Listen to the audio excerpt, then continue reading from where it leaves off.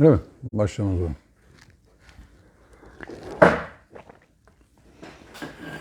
Euzubillahimineşşeytanirracim. Bismillahirrahmanirrahim. Rabbi şrah li sadri ve yessir li emri vahlul ukdeten min lisani yefkahu kavli. Rabbim dilimizdeki düğümleri, zihnimizdeki düğümleri çözsün ki birbirimizi anlayabilelim. Birbirimize rahmet olabilelim. Hicr suresini okuyorduk geçen hafta. Enteresan bir ayette kalmışız. Şimdi bakınca. Tam da oraya denk gelmiş. Evet.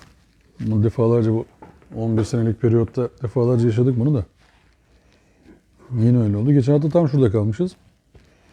Zira biz hiçbir memleketi bilinip anlaşılan ilahi bir vahye muhatap kılmadıkça helak etmemişizdir.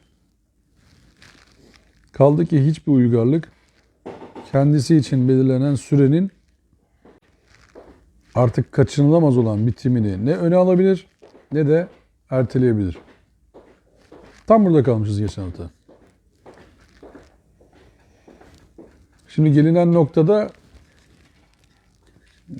yani benim ömrü hayatımda görmediğim bir depremi görmüş olduk. Büyüklük açısından değil ama çokluk açısından üst üste 7.6, 7.7 türünde bir deprem ben okumamıştım da. Üst üste bir coğrafyada böyle deprem olduğunu okumamıştım da. Zannediyorum bu işle ilgilenenler de böyle bir şeyin ilk defa rastlandığını söylüyorlar. Bu ve buna benzer depremler bir iki puan daha yükseği, bir iki puan daha düşüğü oldu. Ama böyle arka arkaya birbirini tetikleyen şekilde, yeni deprem oluşturacak şekilde olmamıştı. Fakat bu olmayacağı manasında tabii değildi. Oldu. Şimdi ilahi bir vahye muhatap kılmadıkça helak etmemişizdir diyor Allah.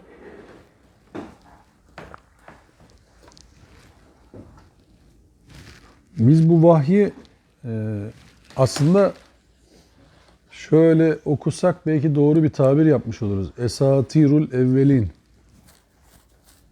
İlahi bir vahye muhatap olmak. İnanmayanların diliyle esatirul evvelin. Yani öncekilerin söyledikleri masallar bunlar, hikayeler bunlar. Niye öyle diyorum? Çünkü ders almıyoruz. Ders alacak olsak, esatirul evvelin dememiş olsak,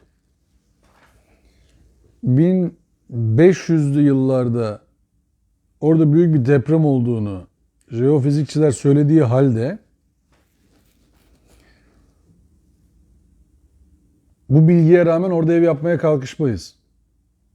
O 1500 yıl önce burada deprem olmuş olabilir. Çok da önemli değil. 7.4, 7.5, 7.7 olmuş olabilir. Çok da önemli değil. Bize bir şey olmaz demeyiz. Mantık olarak söylüyorum. Vahyi inkar aslında böyle bir şeydir.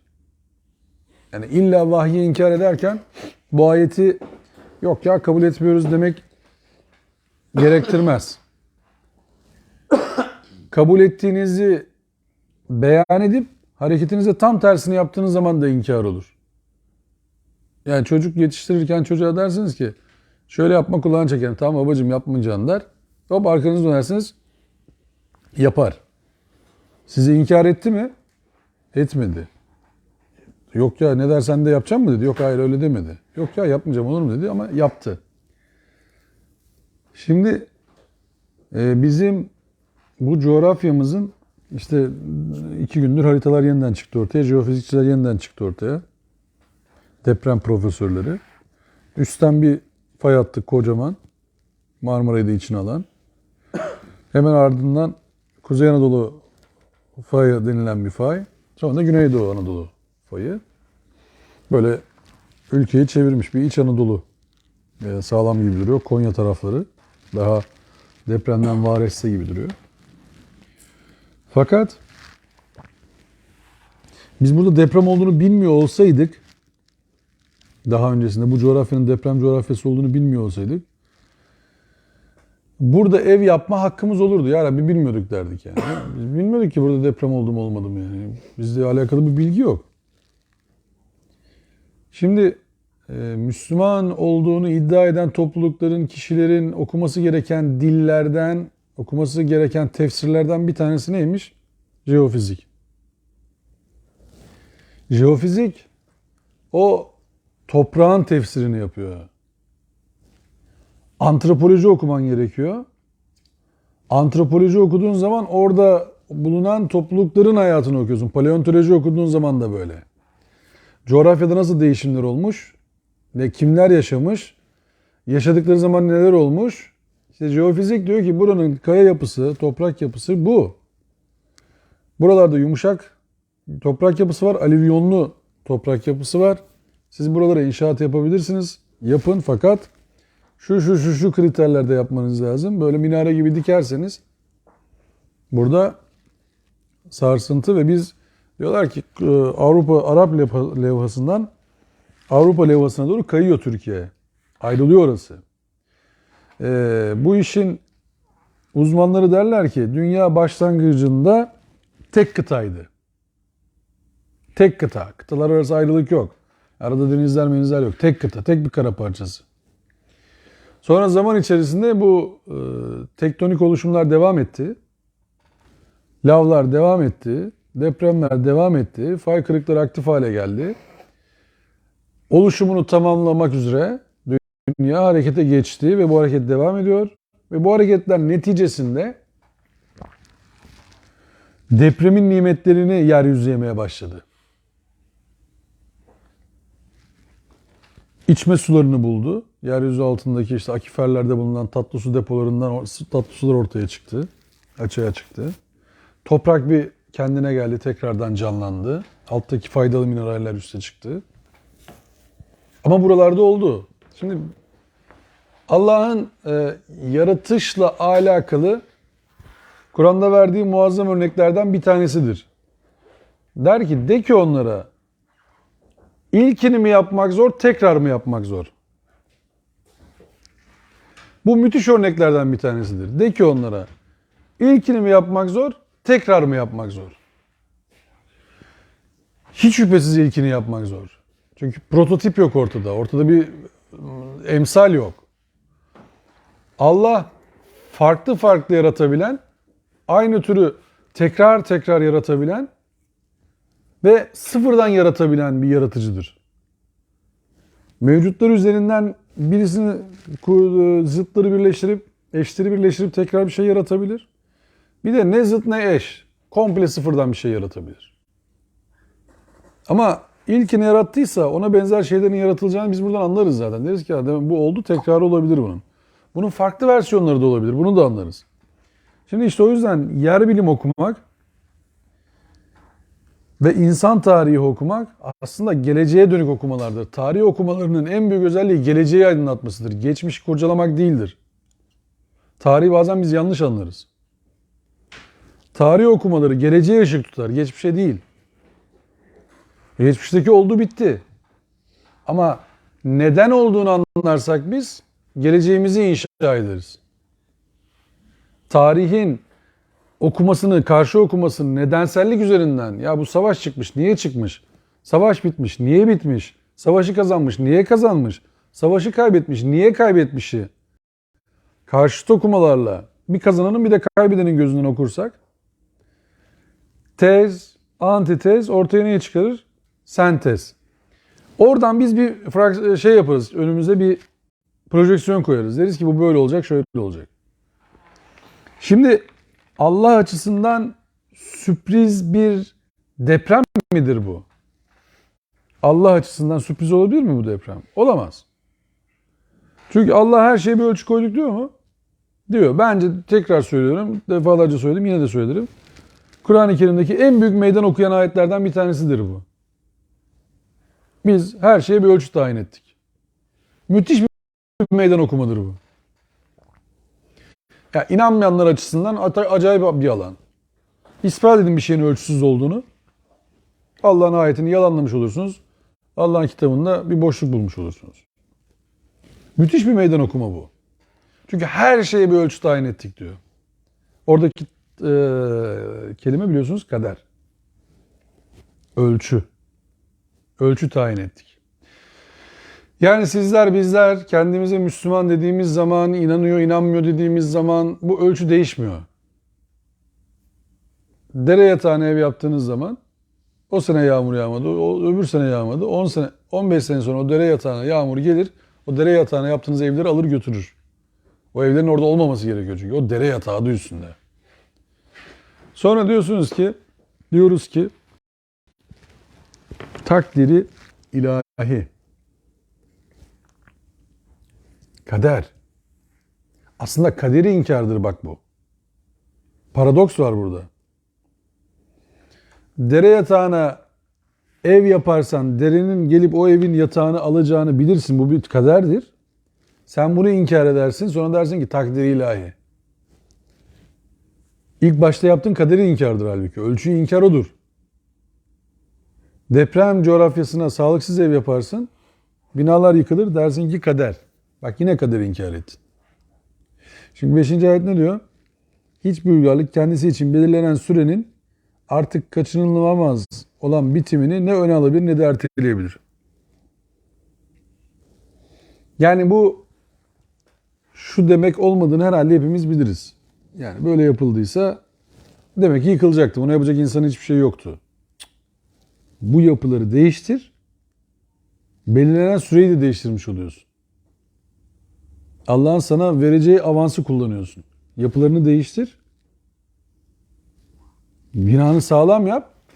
Şimdi Japonya'da yaşayanlar açısından 7.7'lik deprem ne kadar büyüklüktedir? Normal. Yani herkes için kabul edilebilir. Kaç kişi yaşıyordur şu anki şartlarda baktığımız zaman orada?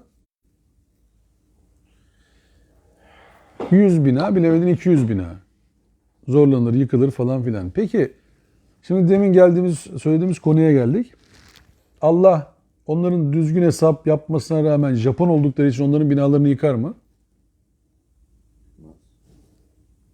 Sismik izolatörler koyacaklar. Mühendislik hesabını güzel yapacaklar.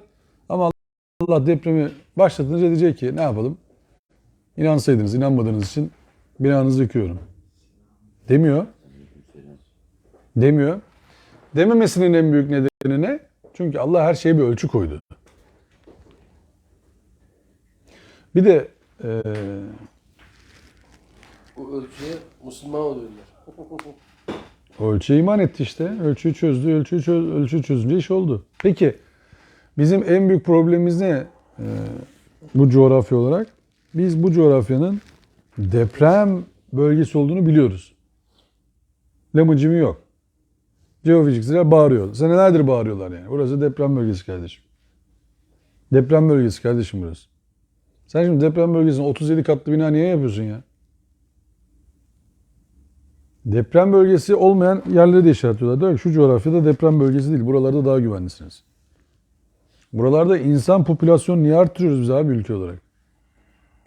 Buralara kaydırsanız da kaysak ya. Kayamadık mı? Abi o zaman daha düşük binalar yapsak ya, daha sağlam binalar yapsak ya. Şimdi bizim oturduğumuz yer dahil. Kentsel dönüşüm denilen bir şey var, senaryo.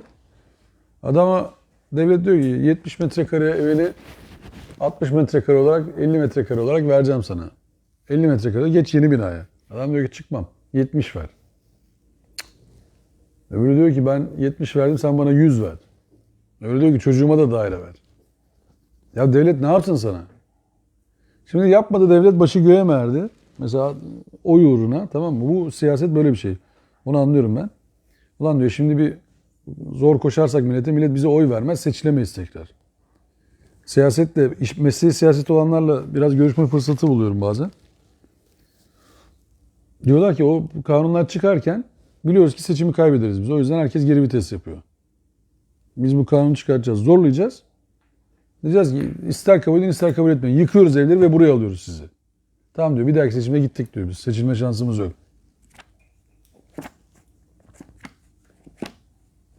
Şimdi neyi inkar ettik biz? O Uhud Savaşı sonrası değil mi? Bu başımıza nereden geldi diye soruyorlar. Müslümanlar de ki diyor kendi ellerinizle yaptıklarınız yüzünden bu binaları Allah yıktı mı şimdi sevgili hocam? Ya resimleri görüyorsunuz. 6 tane bina var. Ortadaki yıkılmış. Blok komple yıkılmış. 20 katlı bina duruyor. 3 katlı bina yıkılmış. Aynı yerdeler. Aynı metrekaredeler. Ya ne oldu arkadaş? Bunu yapıları kim yaptı? Nasıl yaptı? Burada şimdi Türkiye'de suçlu bulmak çok zor. Her şey bulunuyor. Suçlu bulunamıyor. Suçlular öyle bir mazeret sunuyorlar ki onların suçlu olduğuna bile inanasın gelmiyor. Diyorsun ki suçlu kim? Suçlu kim abi? Bir tanesini cezalandıracağız. O zaman da işte suçlu yine belli. Sihirli kelime takdiri ilahi. Takdiri ilahi. Diyor ki adam biraz daha abartıyor. Zaten diyor onun öleceği vermiş yani. Saat doldu onun. Sağlam bina da yapsa ölecekti. Böyle konuşan adamla sen hiçbir şey konuşma zaten bırak. Adamı çek vur hatta tamam mı çocuğunu. Öyle konuşan adam. Aslında öyle olması lazım. Adamın çocuğunu çek vur o dakikada. De ki kardeş bu takdir ilahi. Zaten senin çocuk ölecekti. Allah beni görevlendirdi. Bana niye kızıyorsun ki sen? Bana kızmana gerekecek bir şey yok. Metin ol. İmanına sahip çık. Allah'ın görevlisiyim ben. Senin çocuğun ölmesi gerekiyordu ve Allah beni görevlendirdi. Ne yapar adam böyle dersen? O biraz önce dinden, diyanetten, kaderden, kıymetten bahseden adam ne der?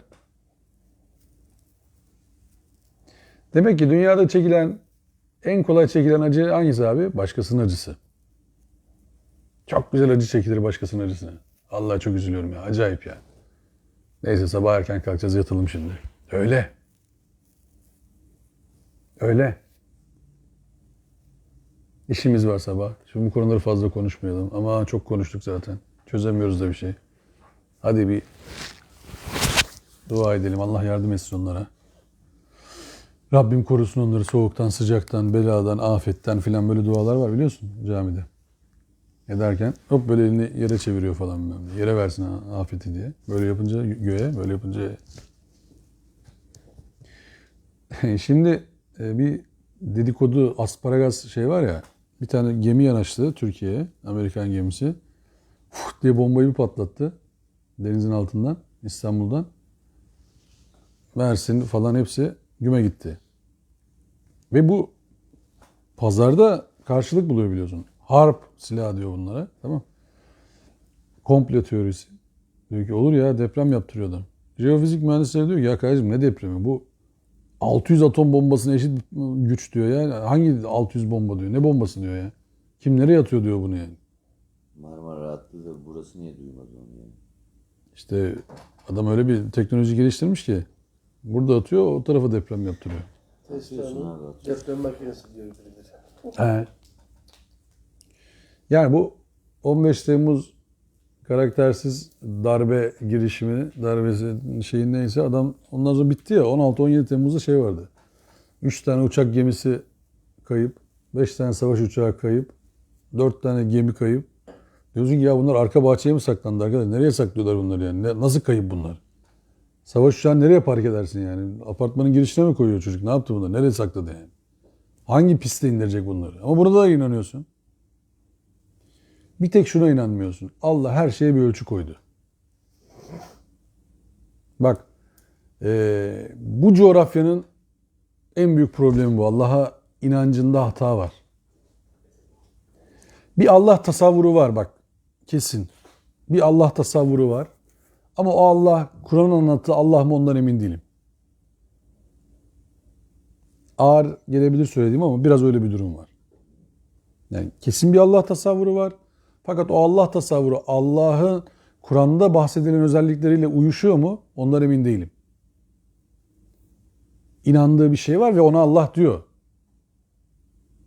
Ama Allah ona Allah diyor mu? Orada biraz şüpheliyim.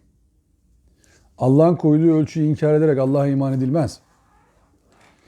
Allah'a rağmen Allah'a din öğretilmez. Allah'a öğretilen dinden bahseder değil mi Kur'an?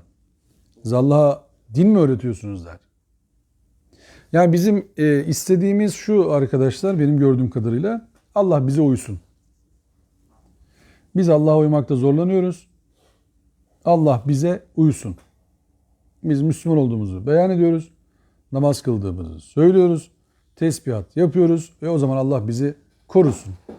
Biz kötü bina yapabiliriz. Önemli değil. Yanlış hesap yapabiliriz. Önemli değil. Allah bizi korusun. Fakat oluyor mu? Olmuyor. Olacak mı? Olmayacak. Niye? Çünkü Allah her şeye bir ölçü koydu. Tekrar söylüyorum konuşmanın başında. Ne duydum ne okudum. 7.7 büyüklüğünde bir deprem. Hemen arkasından 7.6 büyüklüğünde bir deprem. Ve bundan bağımsız. Hiç böyle bir şeye ben şahit olmadım. Okumadım da. Büyük bir afet bu. Hiç şüphe yok.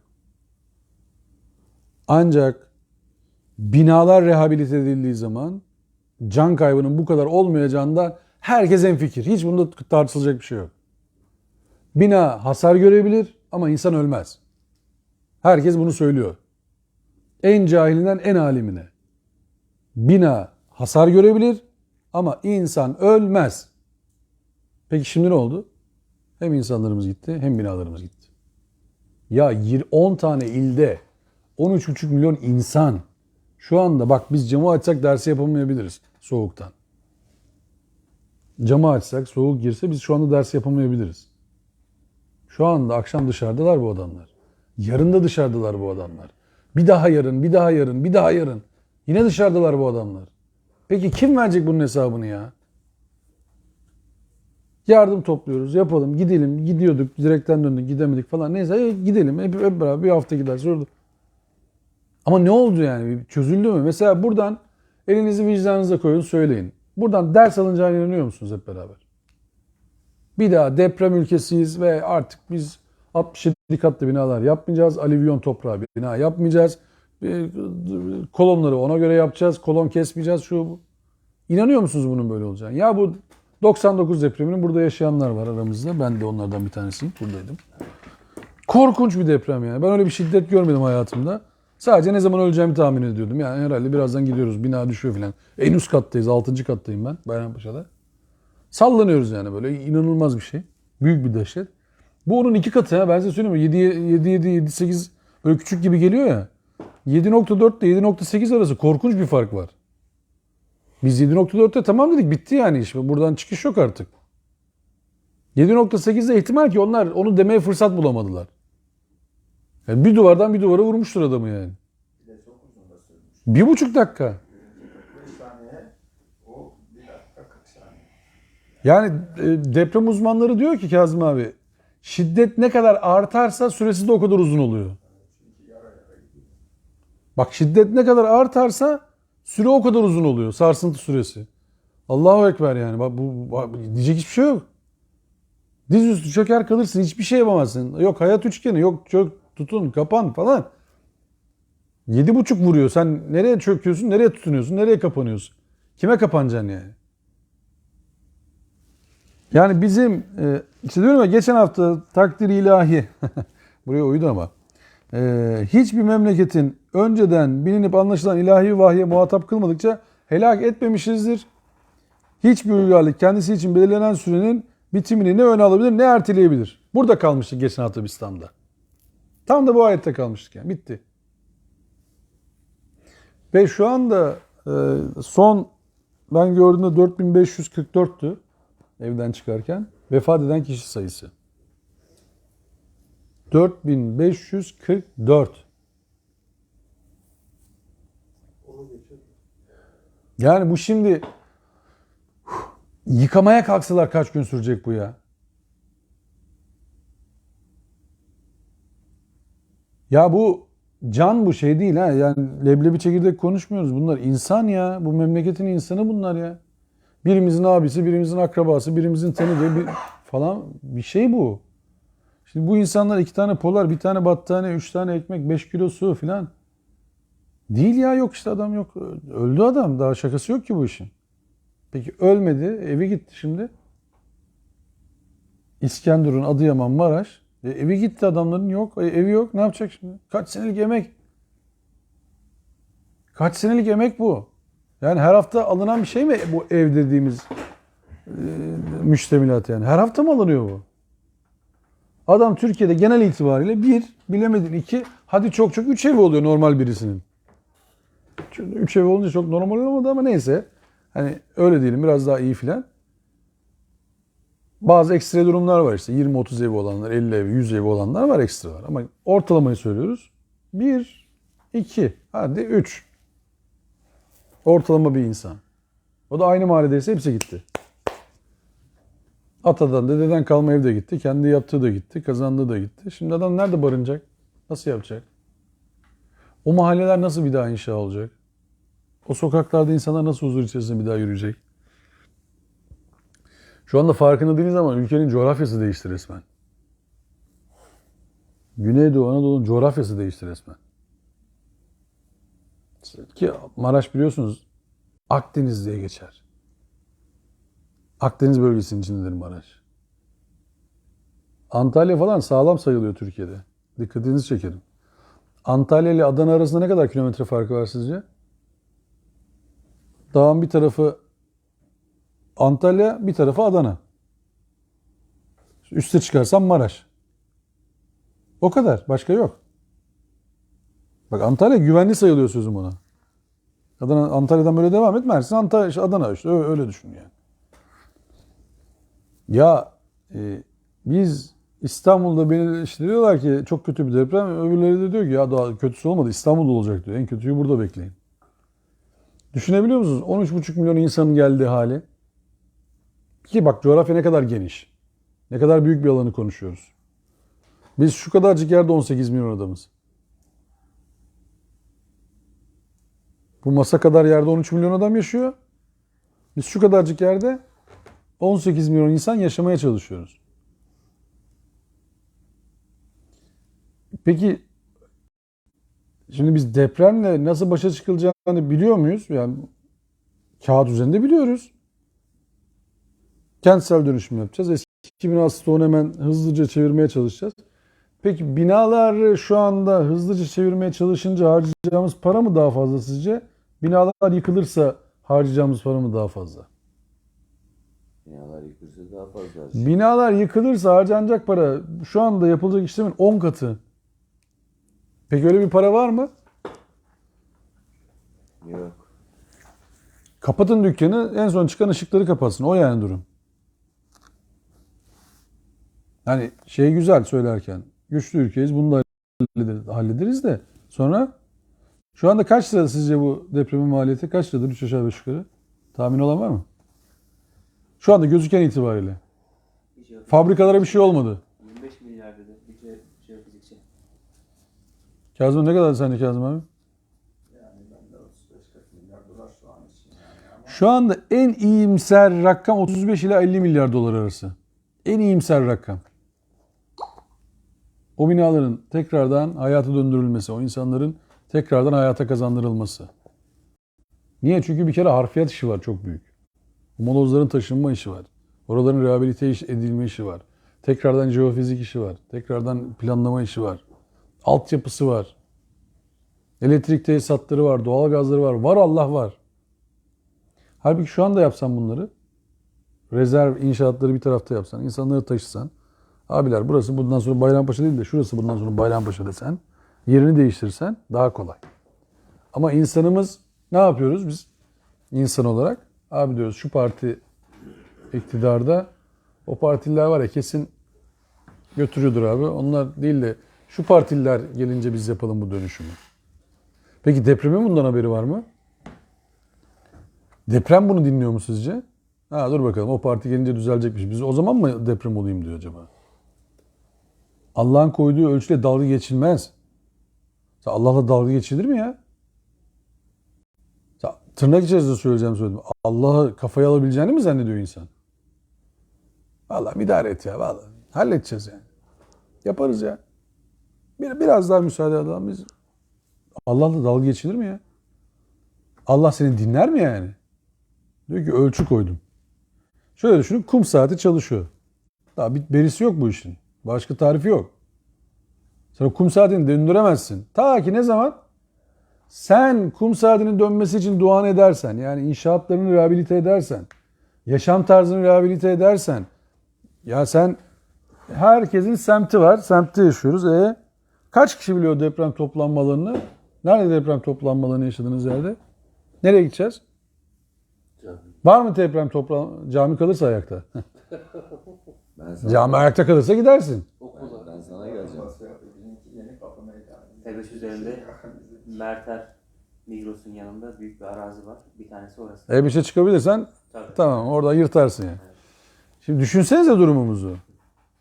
Parklara oturacak yer yok. Binalar her tarafı almış yürümüş. Bir tane bina yıkılsa parkı da götürecek. Park toplanmalarının sözü var, bina yıkılsa park da gidecek gümbürtüye. O nereye yıkılacak? O bir yere yıkılacak illaki yani. Parkın dibinde bina var. İşte diyorum ya, o binanın herhalde böyle hut diye aşağı çökeceğini düşünüyor büyük ihtimal. Orayı yer gösteren. Bina böyle aşağı inecek yani. Bina böyle gelirse zaten parktayız hep beraber. Şimdi amacım korku senaryosu çizmek değil ama olan bu işte. Gidelim şimdi. Bir an için kendinizi açınca bir an için kendimizi orada hissedelim istiyorsunuz. Orada ders yapıyoruz şimdi. Kur'an halkasını Hatay'da yapıyoruz. Soğukta, açıkta. Buz. Bak şimdi nasıl tefsiri var orada. Ne korkunç bir tefsiri var. Allah'ın kudreti. Bak buna istersen Allah'ın kudreti de. İstersen tabiat olayı de. İstersen tesadüf de. Tamam mı? Deprem sordu mu? İnanıyor musun, inanmıyor musun? Müslüman mısın, değil misin? O partili misin, bu partili misin? Sordu mu sizce orada? Ya sen sarışınsın, seni almayalım. Sen kilolusun, sana olmaz. Sen çocuksun filan. Öyle oldu mu? Yok. Yok, bitti. Geçmiş olsun. Residence yazıyordu bir tanesinde, gördünüz mü? Bilmem ne Residence. Residence'ın ence kısmı kalmış bir tek. Öbür taraflar hepsi pataküte inmiş aşağıya. Cam kaplama. Bir tane Adana'da gördünüz mü? Cam kaplama nasıl patlıyor bir anda öyle puf diye. Nedir bu cam kaplama ya? Nasıl bir mimaridir bu yani? Delirmiş gibi herkes cam kaplama yapıyor binaları. Sıcak yetmiyor, bir de camdan gelen sera gazı etkisi yapıyorsun. Bu sefer etkiyi de arttırıyorsun. Cama çarpıyor, cam bir daha ısıtıyor. Mercek gibi düşünün. Hiç camla bir şey yakan oldu mu aranızda? Denediniz mi onu? Çocukken çok yapıyorum. Mercek yaparsın, kağıdı yakarsın. Peki o kağıdı yakan uyanık cam bu binalarda olunca ısıtmıyor mu sağa sola? Orada öyle şey yarıyordu, burada yaramıyor mu zannediyorsun? Ne bu ya, her taraf cam bina yapıldı ya. Bir mimarın biri ya. Peki hadi biraz daha abartalım konuyu. Kaç tane minare yıkıldı? 5000'e yakın şimdi. Ya düşünsenize abiler, şimdi herkesin telefonuna ezan okuyabilen özellik var değil mi? İsterse herkesin telefonu ezan okuyabilir. Peki minareye çıkmadan ezan okuyabilir mi müezzin abiler? Zaten çıkmıyorlar ki artık. Sanki nereden? Bir de Evden okuyabilir mi otursa? Evi de boş ver. Güzel bir kayıt yapsalar hepsi efendi efendi çalabilir mi o? Yani saati gelince ezan okutabilir mi? Merkezi Caminin kubbesinden yayılabilir mi? Mahallenin anons yerlerinden yapılabilir mi? Yapar değil mi bunu? 50 kere yapar. Şimdi o minareleri yapmak için kaç lira para harcıyoruz sizce? milyon liraymış. Bir minare değil mi? Değil mi? O minare... Peki başka bir şey söyleyeceğim şimdi size. Mimarisi saklı kalmak şartıyla. Böyle sert plastikten yapsalar, böyle sallanıp sallanıp dursa minare ne olur? Ya ama yıkılmasa, böyle oynayabilse ama yıkılmasa. Hacı Yatmaz gibi. Şakkada. Ne olur yani şimdi? Ne olurdu yani öyle olsaydı? Dinden mi çıktık şimdi biz? Ne oldu? He? Namazımız mı olmazdı? Olmazdı değil mi? İtibardan tasarruf. İtibardan da tasarruf edilemez. Olmaz böyle şeyler değil mi? Ne olurdu yani? Bir de hocam minareleri, camilerin minarelerini Ne? çürük füzesi diyor. Ne? Çürük füzesi. Ha, Türk füzesi, evet, tamam. Böyle çok ünlü bir deyim var. Şimdi iş camiye mi kaldı, minareye mi kaldı diye dönmesin iş. Sadece şey için soruyorum. Yani öz eleştiri olarak söylüyorum bunları. Yoksa minareleri yapsak ne olur, yapmasak ne olur? O binalar kurtulacak mıydı? Hayır. Ama kafamıza düşen şeylerden korunmaya çalışıyoruz. Bina düştü, minare düştü, o kaplamalar düştü, kiremitler düştü. Kafamıza bunlar düştü bizim işte. Peki buradaki ortak payda ne abi? Ne yazacağız altına bunun? Akılsızlık, tedbirsizlik, daha da altına in, hırsızlık. kalitesizlik. Ama bu işte hırsızlık kalitesizliği yaptırır zaten. Hırsızsan kalitesiz olursun. Çalıyorsun, ihanet ediyorsun, inkar ediyorsun. Rüşvet veriyorsun. Hırsızsın. Bak rüşvet vermen için yine hırsız olman lazım. Hırsızı soymak hırsıza ağır gelir. Sevmez soyulmayı hırsız. Olmaz öyle bir şey, istemez. Ulan ne güzel beni de soydular, oh ne mutlu oldum demez bir hırsız. Öyle bir şey yapmaz. Mesela bu başka müteahhitin evine otursa bir müteahhit hırsız, tırnak içerisinde söyleyeceğim, iyileri tenzih ederek. Evine bir şey olsa der ki lan bu müteahhit beni soydu ya. Hırsız. Kötü bina yaptı, beni soydu. Şimdi bu Allah'la olan ilişkimizi gözden geçirme dersidir deprem. Emin olun bak. Ben yani ne uyuduğumuzu biliyoruz ne oturduğumuzu biliyoruz. Canım çok sıkkın hepimizin olduğu gibi. Yani çünkü bunu kabul edesim yok yani. Böyle bir şey olur mu ya? Biz burada oturacağız, onlar orada donacaklar. Kurtulamayan çocuklar, kurtulamayan kadınlar, adamlar, evsiz kalmalar, ekmeğe muhtaç olmalar, su yok ortada. Bugün işte yardım elindeydik. O bölgeyi arıyoruz. İşte ne yapabiliriz, ne edebiliriz diye. Ekmek gönderin diyenler, işte su gönderin, boş verin, polar hiçbir şey istemiyoruz. Yiyecek bir şey bulalım yeter diyenler. Ya enkazın başına birisi gelsin diye yalvaranlar. Kimse yok enkazın başında daha filan. Her bölgeye tam girilememiş çünkü. Yani şöyle düşünün. 11 bin küsur ihbar alınmış. Binamız yıkıldı ihbarı. 11 bin küsur. 11 bin 800, 11 bin 500 değişiyor her türlü. Şu anda kesin teyit edilen 6 bin küsur yıkılmış bina sayısı. Kesin yani Fuat Oktay'ın söylediği 6 bin küsur. 4 daire olsa her binada, 4 kişi de otursa her binada, her dairede. Tamam mı? Ne yaptı abi bu? 24 bin çarpı 4. Ortalama diyelim ki 100 bin. 100 bin kişi yıkılan bina ile demek ki yüzleşti. Minimum bu söylediğimiz rakam. Murat Kurum dün dedi ki 13,5 milyon insan bununla muhatap oldu dedi bu depremden. Etkilendi. 13,5 milyon insan. Bak biz 100 binini konuşuyoruz. Bu 100 binde %10'u ya kurtulur ya kurtulmaz. Ben size söyleyeyim. Çünkü 24 saati geçtik. 36 saati bulduk. Şurada işte saat 4 dedi mi 48 saati bulmuş olacak. Saat 9. Saat 9. 7 saat sonra 48 saat dolmuş olacak. Yani 41. saatteyiz. Ve -5 şu anda orası. Ortalaması bölgenin. Hiçbir şeyimiz yok bizim şu anda. Montlar var, her şeyimiz var. Çıkıp oturalım mı 4'e kadar şurada kapının önünde? Enkaz altında da değiliz. Kapının önünde oturalım isterseniz 4'e kadar. Tek şartımız var, hareketsiz oturacağız. Enkazdakiler çünkü hareketsiz tahmin edersiniz ki. Adam gidip de bir şey yapamıyor. Sesini duyuyor. Ama Erdem abi birinci depremden sonra boşalan binalar. İnşallah. ikinci depremden Bak inşallah daha Kazım sonra abi.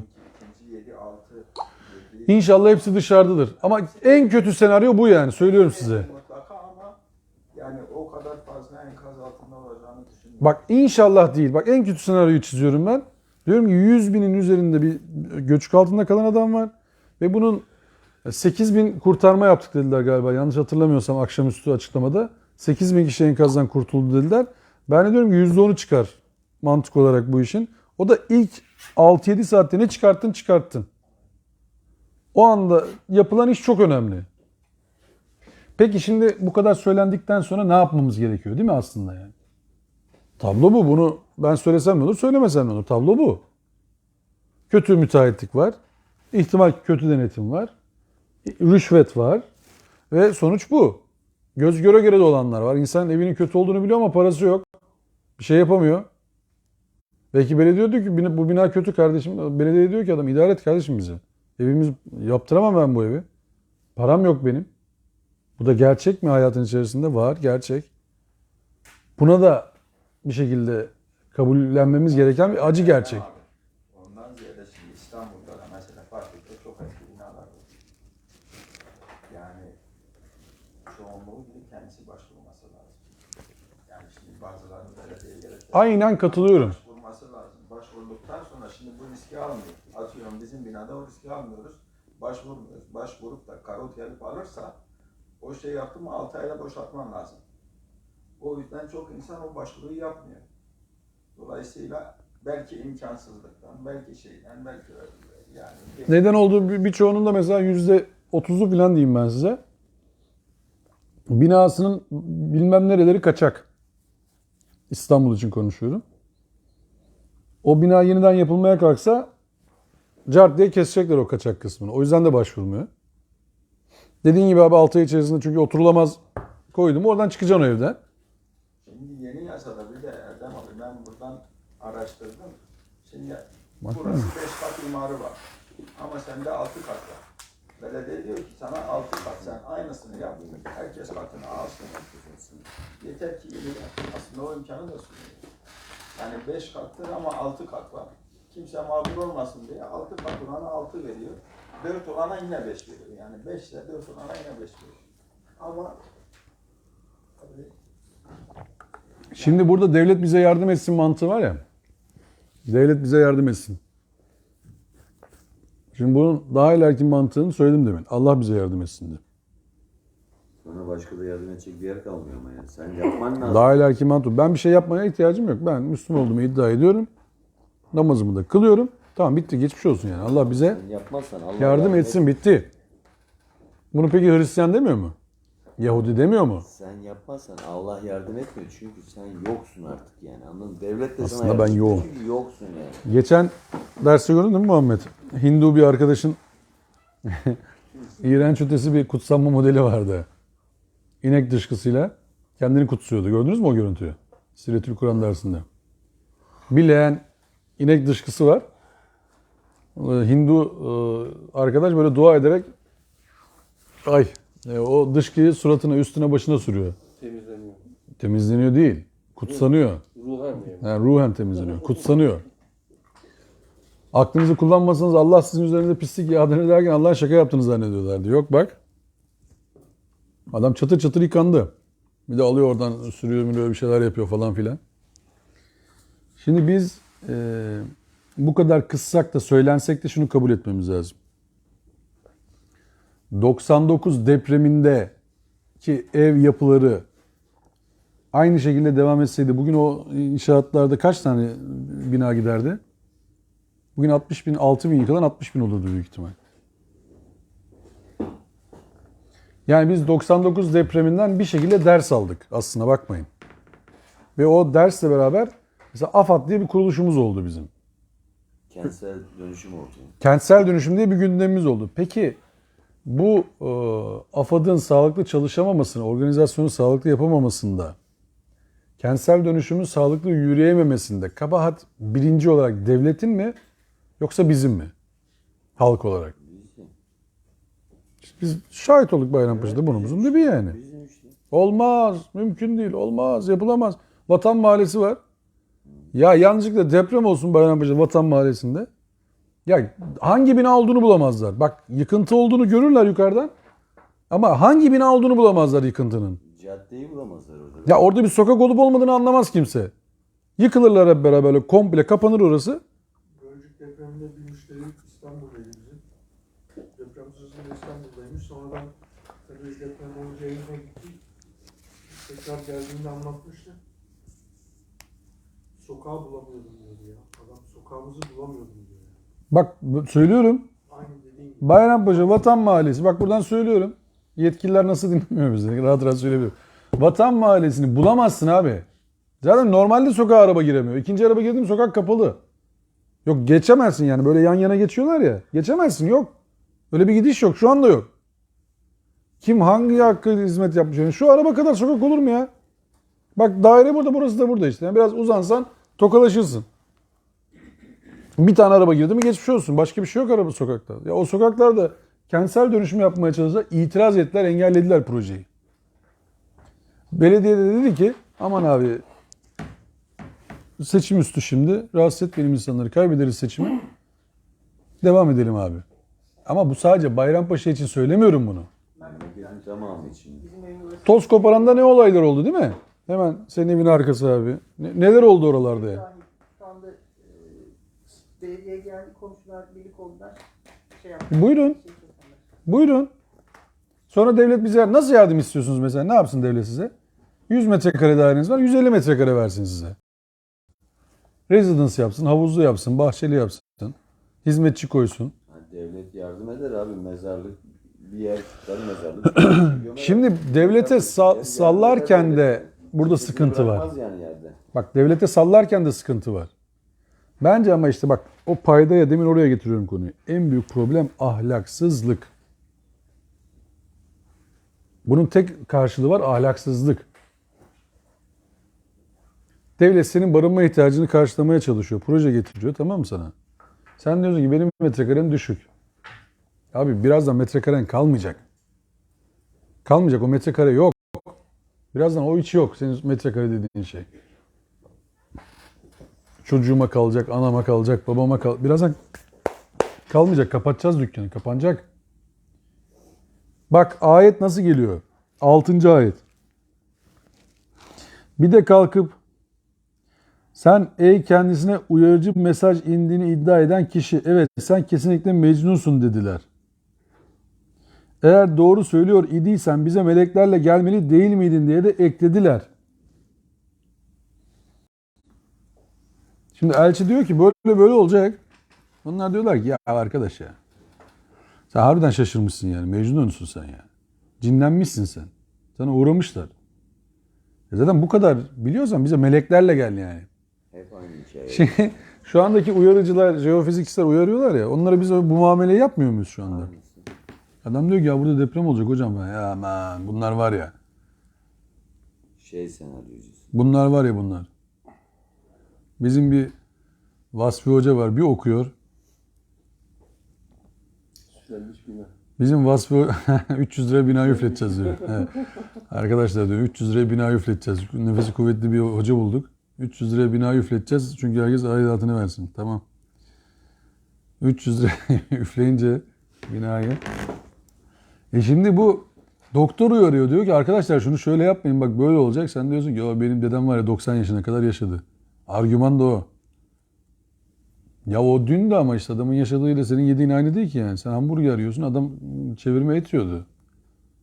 Hakikisini yiyordu yani. Sen öyle bir derdin yok ki. Sen salamıyorsun sen. Deden 90 yaşına kadar yaşadı. Sen onun kadar hareket mi ediyorsun? Etmiyorsun. Yapma işte. Şimdi uyarıcıların, hakikat üzerinden konuşuyorum ama bunu. Elçilerle doktorları, jeofizikçileri aynı yere koyduğum manası çıkmasın buradan. Şimdi yanlış anlaşılmaya da sebebiyet vermeyelim. Ama bir hakikat açıklayıcıların kaderi de böyle demek ki. Ona diyorsun ki ya aman be abicim şaşırmışsın sen ya. Zaten öyle bir şey olsaydı sen de görürdük biz onu falan yani. Bir şey olması lazım sende. Sen nereden bileceksin ya? Ne biliyorsun sen ya? Ne biliyorsun? Güncel tartışmalar. Şimdi bazen böyle ironi olarak söylüyoruz ya Allah Resulü gelse şu anda. Hazreti Muhammed değil ama yani. Bir tane Allah Resulü gelse. Ya zaten depremde Resul değil mi hocam? Dur şimdi şey yapıyoruz. Mizansine giriyor biraz bu söylediğim. Senaryolaştırıyoruz işi. Resul gelse bir tane. Dese ki ben Resulüm. Biz de fark etsek. Tamam Resul. Biz de iman ettik. Öyle kabul edelim. Resul tweet atıyor bugün. Ey inananlar falan. Tamam mı? Tweet'in altına neler yazılır? Televizyona çıktı konuşuyor. Nasıl yorumlar yapılır? Ya bu müthiş bir olay bak. Acayip büyük bir olay yani. Sen şimdi bir peygamber olduğuna inanacaksın birisinin, ona destek sağlayacaksın falan. O da buna inanacak. Ki inanmasa yapamaz. Açıklama yapacak. Açıklama yapılırken acayip alay alınacak. Sen kesinlikle mecnunsun dediler. Eğer doğru söylüyor idiysen bize meleklerle gelmeli değil miydin? Gelse ne olacaktı acaba? Diye soracağız değil mi şimdi? Meleklerle gelse ne olacak mesela? İnanacak mı yani meleklerle? Yok şimdi göreceğiz. Diyor ki Allah 8. ayet. Biz melekleri ancak hakikatin gerçekleşmesi için indiririz. Eğer dedikleri olsaydı o zaman da onlar için asla erteleme olmazdı. Bunun bir benzeri nerede var? Bu misalin benzeri. Maide suresi değil mi? Bir sofra indirseydi diyor bize. Orada da diyor ki ya bu dua doğru bir dua değil de velev ki indirildi. O zaman diyor bak hiç kimse ayakta kalmaz. Yani sofra indirilirse zaten diyor o zaman iş işten geçmiş olur yani. Ondan sonra yani armudun sapı üzümün çöpü kalmaz yani. Herkes gider gümbürtüye. Çünkü niye? Sen şimdi öyle kendini özel o kadar özel görüyorsun ki. Öyle bir hak gelir sana, hakikat gelir. Bir melek de gelir. O bir melekesini görürsün o işin. En müşahhaslaştıran kimdir bu olayı Kur'an'da? Firavun değil mi? Hazreti Musa'yı kovalarken Kur'an'ı anlatıma göre deniz kapanır. Firavun denizin kapandığını görünce ne der? Musa ve Harun Rabbine iman ettim. İşte buna Firavun imanı derler. Son nefeste iman nasip eyle ya Rabbi filan var ya. Evet. O. Evet, öyle de. Hani adam ömrü boyunca hiçbir şey yapmamış. Sen son nefeste diyorsun ki la ilahe illallah de. La ilahe illallah de falan. Velev ki dedi ne olacak yani. Ya miskale zerredini hayran yara. Miskale zerredini şahran yara. Sakın kimsenin başına gidip ya şarkı söylemeyin tamam da hani adamı da sık boğaz etmeyin adam giderken ya da kadın. La ilahe illallah de. Aman la ilahe illallah de. Yani o sizi mutlu eder yani. Çünkü adam kendi değil artık. Öyle bir anla sahneyle karşılaşırsanız o kendine değil zaten. Yani artık o hatta şey anlatırlar. Hazreti Ebu Bekir ile Hazreti Ömer Allah Resulü son anlarını yaşarken bana bir kağıt kalem getirin tarzından bir hareket yapıyor. Yani bir şeyler yazdıracak. Vermiyorlar. Diyorlar kendinde değil yapmayın. Kendinde değil yani Allah Resulü kendini bilerek yapmıyor bu hareket. Yani o ölüm anı gelmiş artık. Ateşi yükselmiş artık yani ruhunu teslim edecek. Doğru değil yani şu anda söyleyeceği hiçbir şeyi ciddiye almamamız lazım. Çünkü aklı yerinde değil. Son an. Belli olmuş her şey artık anladın mı? Yani o yüzden bizler şimdi bu insanların sinirine çok kızmamamız lazım. Endişe yani bu olan olmuş. Deprem, akrabası ölmüş. Şimdi Allah aşkınıza 2-3 gündür video seyrediyoruz, televizyonları seyrediyoruz. Şu masa şöyle bir sallansa 4,5 bilemedim 5. Ne oluruz biz burada? Ne ders kalır, ne kitap kalır. Herkes bir an evvel hadi bu akşamlık bu kadar yeter herhalde filan deyip bak yaşamadık depremi. Şu anda burası sallansa sallanmasın yani şu anda da hani şey gibi Allah'ım cuma günü canımızı al ama bu cuma olmasın muhabbeti gibi oldu. Yani sallansa biz deriz ki tamam abiler derse tamam hemen eve dönelim. Çok da zorlamanın esprisi yok. Ama burası çelik konstrüksiyon. Kalınabilir burada söyleyeyim size bak. Bu binadan korkmamak lazım fazla. Burada deprem oldu mu çok sıkıntı yapmayın. Yani mantık olarak bir şey olmaması lazım. Buraya da oluyorsa artık yapacak fazla da bir şey yok. Şimdi 9. ayette şöyle geliyor. Elbette bu uyarıcı mesajı kaynağından indiren biziz. Ve inna lehu lehafizun. Biz onun koruyucuları kesinlikle yine biz olacağız. Şimdi soru şu. Efendime söyleyeyim.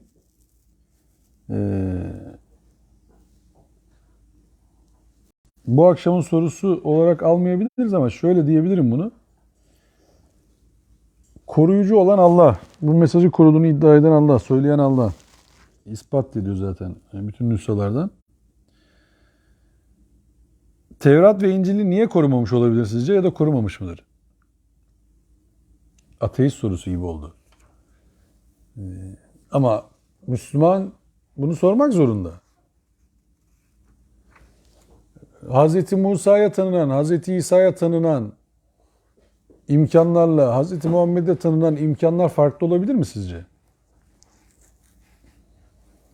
Hazreti Musa'nın kitabı korunmamış, Hazreti İsa'nın kitabı korunmamış, Hazreti Muhammed'in kitabı korunmuş. Olabilir mi? Olamaz. Delilin ne?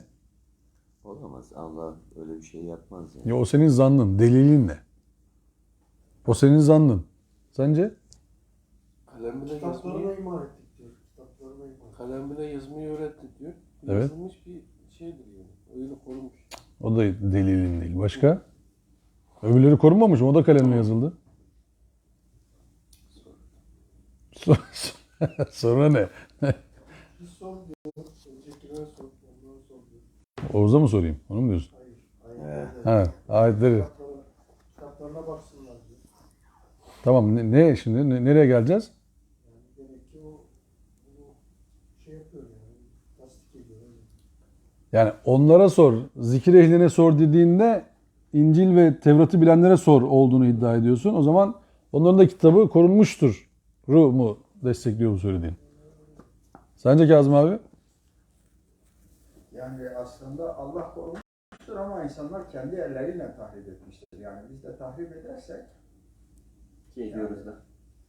ki mesela şu anda mesela Kur'an'a paralel kitaplar var. Bu bir tahrip değil midir acaba? Tariftir. Ben sadece şey tarafındayım ama. Korumuştur kısmını nasıl anlayacağız? Korumuştur'a ben de iman ediyorum. Korumuştur. Korumuştur. Evet. Kısmına nasıl iman edeceğiz? Evet. Delilimiz ne yani? Kanunları da aynıdır. Değişmemiştir. Delilin ne? Tabiat kanunları da değişmemiştir. Tabiat kanunu değil. Kitap indirildi ve korunmadı. Bir soru oldu bu. Özbek Sifil soruyordu ya şey. Sefil. Sen- he. Kur'an'dan başka kaynaklardan Kur'an'ın Yok. O Sefil Bey'in Allah'ın kitabı olduğunu Sefil Bey'in sorusu kendi içinde açmaz. O yüzden o soruyla bu soru aynı değil. böyle bir soru soruyor. Şimdi biz kendisine 3 evetle, 3 hayırla yolcu ediyoruz çünkü aynı soru değil o. O çünkü Kur'an'dan başka delil getirme diyor. Evet. Şimdi Kur'an'ın kendisini delil kabul etmemek zaten başlı başına bir saçmalık, anladın mı? Ondan sonra dinde de olmana gerek yok. Yani hadisi Kur'an'ın delili olarak kabul eden bir adam da zihin olarak tartışılmaz. Acayip bir soru diyor. Yani hadisi Kur'an olarak, Kur'an'ı tasdik edici bir kitap olarak gören adamla din tartışılmaz bir kere. Orada bir şey konuşmaya gerek yok. Yani Buhari çökerse din çöker diyen adamla da konuşmaya gerek yoktur bana kalırsa da. Yani Allah Kur'an'ı indirdi, ulan Buhari gönderir sonra düzeltir dedi herhalde. Onun zihni öyle çalışıyor. Ya da o korur filan dedi. Öyle düşünüyor büyük ihtimal. Ya o adamın Allah bak diyorum, bir Allah inancı var. Bir Allah'a da inanıyor ama Kur'an'ın anlattığı Allah değil. Çünkü Allah'ın kimseye ihtiyacı olmadığını bilir. Şey de var. Bir de şimdi kainat ayetleri olarak da algılasak aslında kainat ayetleri koruma altında değil. Evet. Ayetleri. Evet. Şimdi bir kitap var, bir de kainat ayetleri var.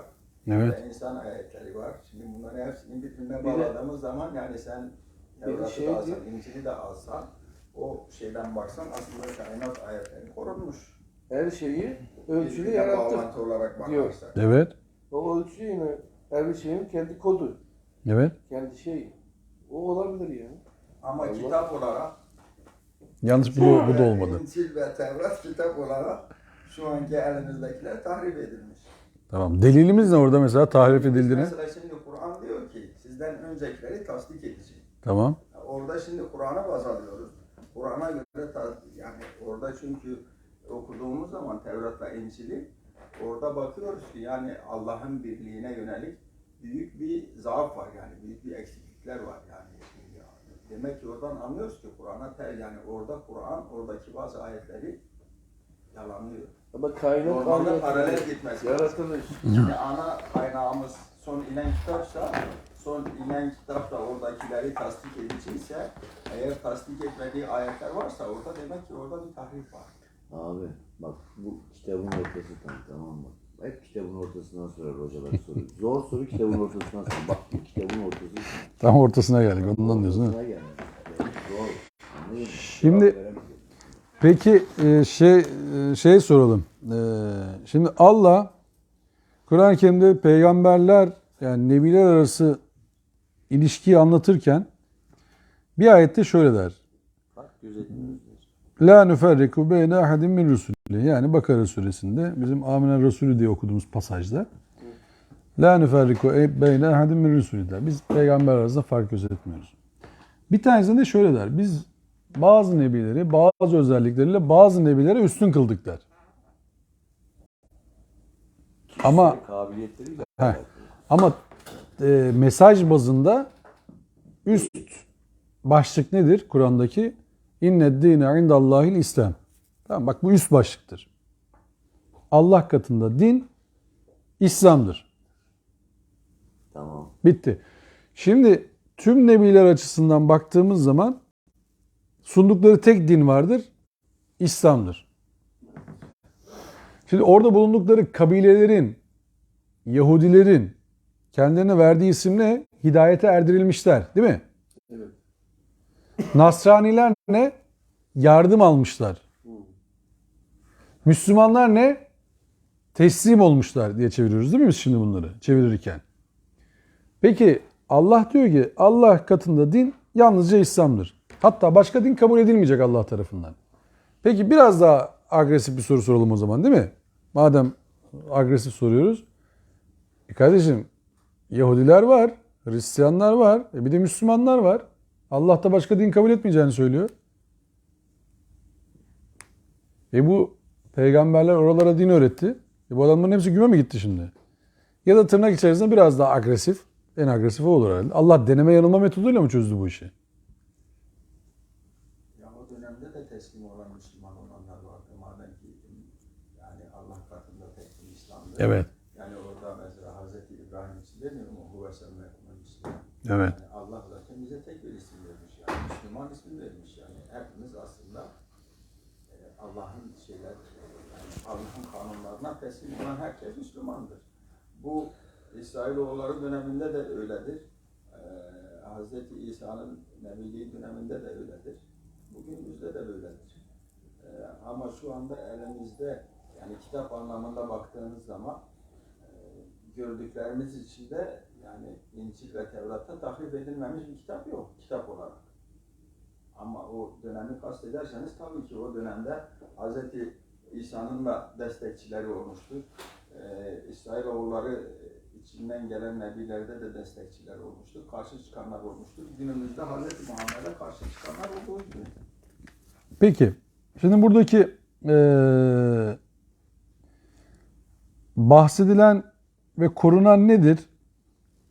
Ayet metni okumanın önemine getireceğim şimdi konuyu ve ters köşe olabiliriz hep beraber. Diyor ki inna nahnu nezzelne zikra.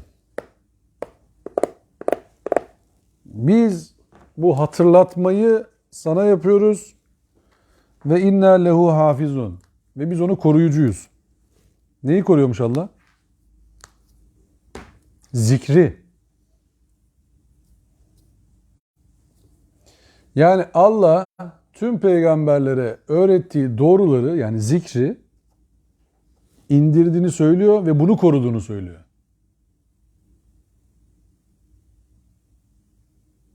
Derin bir sessizlik oldu farkındaysanız. Hep beraber dedik ki biz ne söyledik şimdi, ne tartıştık deminden beri. İşte Kur'an-ı Kerim'in kelime manasıyla kavramları yerinden etmeden okumanın önemi burada ortaya çıkar. Biz bir mana yüklüyoruz değil mi? Allah Kur'an'ı korudu, diğerlerini korumadı oldu değil mi bizim demek konuşmamız? Onun üzerinden gitti delillendirme. Kur'an'ı korudu, diğer kitapları korumadı. Kardeşim niye korumadı dedik değil mi? Allah diyor ki zikri koruduk, indirdik ve biz bunu koruduk. Birinci ayet ne diyordu peki? Hicr suresi. Tilke ayatül kitabı ve Kur'an-ı mübin. Bu kitabın ayetleridir. Ve açıklayıcı olan Kur'an'ın ayetleridir. Kitapla Kur'an aynı şey miymiş? Elif lam ra tilke ayatül kitabı ve Kur'an-ı mübin. Aynı mı? Değil mi? Aynı olsa tek kelime yazması lazım değil mi? Kelime farklıysa mana da farklıdır. Demek ki kitap ve Kur'an farklı bir şey olması lazım. Farklı bir tarifi olması lazım. Zikir ve Kur'an farklı bir şey olması lazım. O zaman Kur'an derdi. Çok mu zorluyoruz? Olmadı mı? Sıkıntı oldu masada. Yani fıtratımıza yerleştirilen şey mi koruma altına alınmış demek istiyorum? Aynen öyle. Yani bize yerleştirilen, geçen hafta burada bir sureye atıf yapmıştık. Yazılım. Ama yazılıma girerken şuydu. Rahman, allemel Kur'an, halakal insan, allemahul beyan. Rahman, Kur'an'ı öğretti, insanı yarattı, beyanı öğretti. Bize göre nasıl olması lazımdı bunun? Normal düşünsek. Rahman, insanı yarattı, Kur'an'ı öğretti, beyanı öğretti. Öyle değil. Hafızamızı zorlama Erdem abi. Şimdi o hatırlatmaya gidiyor. Şimdi bize korkunç şeyleri hatırlatma yani şimdi. Şimdi 7.7 büyüklüğünde bir hatırlatma oldu. Niyetimiz okumuş. 8.8 oldu bu sefer. Şimdi demek ki Allah bizi daha yaratmadan bize bir şey ekmiş. Bize bir şey öğretmiş. Daha yaratmadan. Karşıdan görünce tanıyorsun. Bizim kodumuzda olan bir şey. Şimdi bu yaratmadan bize öğrettiğini hatırlıyoruz. Zikir hatırlatma demek. Zikirmatik parmağa takılıp çıkkıdı çıkkıdı çalınan bir şey değil. Zikir Kur'an'da hatırlatmadır. Fezekkir inneme ente müzekkir. Sen zikir yap. Sen zikir yapıcısın değil o. Sen hatırlat, sen hatırlatıcısın demek bu. Niye hatırlatmaya bu kadar atıf yapar Allah sizce? Yani orada uyan dedi uyandır. İçeride Potansiyeli canlandır diyor yani. Bak bu zaten ona yabancı gelmeyecek. Kime sor diyor orada biliyor musunuz? Bir şeye takılırsan Allah Resulüne. Ehli zikri diyor orada. Zikir ehline sor diyor. Zikir ehline sor. Yani o hatırlattığında hatırlaması aklına gelen, hatırladığı zaman aktif iyi haline gelen insanlara sor. Peki başka ayette diyor ki onlara Allah'ın ayetleri hatırlatıldığı zaman onların secdeye kapandığını görürsün. Secdeye kapanmak ne demek? Secde etmek ne demekti? Takip etmek. Onunla beraber hareket etmek. Yani Hazreti Adem'e secde edin Allah için. Li Adem'e, Adem için. Allah'a secde edin.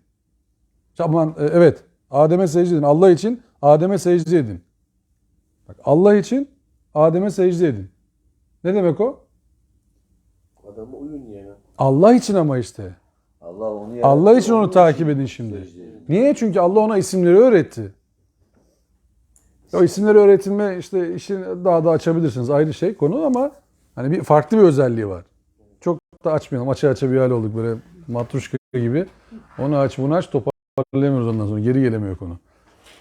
Şimdi Hazreti Adem'in vaaz ettiği, bulunduğu ortamda vaaz ettiğiyle Hazreti Muhammed'in bulunduğu ortamda vaaz ettiğinin arasında farklılık var mıdır? Tabii ki vardır. Niye? İnsan Çünkü farklı bir coğrafya, farklı algılayışlar ve dinamik şeriat var. Hazreti Muhammed'e kadar. Değil mi? belki ana arterlerde yoktu. Ama tevhidde problem yok. Ama dinamik şeriat var. Nedir o? İşte mesela o iç yağ haram kılınmıştı değil mi? Yahudilere. Kendi şeriatı He? öyle bir ayet var mı? Efendim? Her bir peygamberi kendi şeriatı. Kendi dilinde, kendi coğrafyasında ama tevhid o şeyin içinde değil. Yani tevhid ana hat, Allah'ın sözünün değiştirilmemesi onun içinde değil. Yani Eskimolara bir peygamber gitseydi Eskimoların şeriatı daha farklı olacaktı. Orada şey sorarlar mıydı sizce? Koyun yiyebilir miyiz ya Resulallah derler miydi? Öyle bir numara yok. Rengeyi yiyebilir miyiz ya Resulallah derler miydi? Somon yiyebilir miyiz? Karides, kalamar. Burada işte fok var, samur var. Biz bunları yiyebilir miyiz? Su samuru. Pişiriyoruz olur mu? Vesaire değil mi? Bize mesela o Maide suresinde haramların anlatıldığı ayet var ya. Hani kan, domuz eti, leş ve adı adına anılmamış hayvanların etleri haricinde bir haram göremiyorum, bilmiyorum dediği. Şimdi orada açıklanmış değil mi konu? Ama oradaki sorularda ona yakın gelirdi. Ona yakın gelirdi yani. İbadet şekli ona yakın gelirdi. Yani mesela düşünsene buzdağlarını secdeye koyduğunu. Şlaks diye yapışıyorsun, kalıyorsun orada böyle. Bu buz burada kalkıyorsun falan. Ona göre bir şey olurdu. Ona göre bir koruma almaları gerekirdi. Belki o kafalarına girdiklerini onunla secde edeceklerdi. Filan. Yani orada başka bir dinamik girecekti. Normlar belli, formlar değişebiliyor. Dinamik şeriattan kastım o. Normlar belli. Ama formlar değişebiliyor. Takke değişirdi yani. Takkel evet. Büyük ihtimal oraya dönerdi iş. Çünkü soğuk. Mesela o zaman da şey diyeceklerdi. Eskimoların giydiği elbise ne diyelim? Palto diyelim bir an için. Değil mi? Palto giymek benim sünnetim olacaktı Resul için. Şimdi burada diyorlar cübbe sarık giymek Resulün sünnetidir filan. O diyecekler ki bu mesela Bayrampaşa'da onunla gezindiğini düşünsene kürkle bütün gün. Giymişsin o Eskimoların giydiği kürkü sünnete uyacağım diye. İşte Norveç'te de cübbeyle gezinirsen büyük ihtimal idrak yollarındaki problem nedeniyle sıkıntı yaşayabilirsin. Orada da donarsın. Çünkü idrak yollarındaki problem diğer yollardaki probleme benzemiyor. Orada iltihaplanma başladı mı abi? Her yerde. O sıkıntı oluyor. Bütün konu gidiyor. Keşke olmasa. Şimdi bu konuyu biraz böyle açtık 9. ayeti. Bu uyarıcı mesajı kaynağından indiren biziz. Onun koruyucu kesinlikle de biziz. Bu konuda tabii çok karışmış. Şurayı okuyayım, orayla toparlayalım isterseniz. Onudaki, yani biz onu koruyucularızdaki zamirin Kur'an yerine Hazreti Nebi'ye döndüğünü söyleyenler de olmuştur bu ayeti yorumlarken. Bunlar Ferra ve İbnül Embari'dir. Bu takdirde ilahi koruma garantisi kapsamına Kur'an değil Allah Resulü girmiş olur. Bu bir problemdir bu okumaya göre. Zira ayetin Nebi ile olan bağlamı bunu desteklerken cümlenin dilsel yapısı aynı oranda bunu desteklemez. Fakat bu görüşte olan Ferra ve İbnül Embari Arap dilinde bu konuda uzman iki isimdir. Zemahşeri bu ayetin vahyin parça parça inişine yönelik kuşkuları da nefyettiğini söyler. Bizce tenzili bu vurguya hasretmek de doğru değildir. Yani bir parça parça iniyor. Biz onu koruduk, merak etmeyin. İnenleri de koruduk, geri kalanları da koruduk kısmına çevirmiş Zemahşeri. Bu yan anlamı kaynağından kelimesiyle çeviriye yansıttık. Zaten İbn Abbas vahyin korunması vahyin kaynağından hedefine ulaşmasıyla sınırlandırır. Kur'an hedefine ulaştıktan sonra binlerce, on binlerce, yüz binlerce şahidin elinde, dilinde, hafızasında ve kalbinde korunarak nesilden nesile aktarılmıştır. Hazreti Osman dönemine ait olduğu iddia edilen fakat uzmanların 1. yüzyılın 2. yarısına tarihlendirdiği en az bir nüsha bugüne kadar gelmiştir. Ceylan derisi üzerine yazılmış olan hareke ve nokta bulunmayan eksik Taşkent nüshası da kadim nüshalardan biridir. Dünyada Kur'an'ın elde bulunan tüm ilk nüshalar arasındaki farklar hiçbiri de anlamın çatısını değiştirmeyen hareke ve ses ve kıraat farklılıklarından öteye gitmez. Hafizunun çoğul gelmesi inna zamirine atıftır. Biz zamiri Allah'ın vahyi koruma görevinin yarattıklarının kimilerine tevdi etmesi olarak anlaşılacağı gibi onun insan bilincinde kişiselleştirilmesi önüne geçmek için de olabilir. Aynı ayette farklı zamirlerin kullanılmasının sebebi de budur. Çünkü niye? Allah bazen biz der, bazen bir yerde en Allah der, ben der. O diye gelir. Allah için öyle sen ben o hiçbir şey ifade etmez. Allah birinci şahıs, ikinci şahıs, üçüncü şahıs olarak Kur'an'da geçer ama bu Allah'ın kişileştirilemeyeceğine delildir. Allah biz de dese arkadaşları var gibi algılanmaz. Ben de dese bizim gibi şahıs olarak algılanmaz. O da dediği zaman bir şey göstermiş olmazsınız. Biz anlayalım diye mi? Öyle. Yani bizim anladığımız zamirler üzerinden konuşuyor. Dil üzerinden konuşuyor Allah yani. Öyle düşünelim Biz yani. kendisini daha iyi anlayabiliriz. Aynen öyle. Şimdi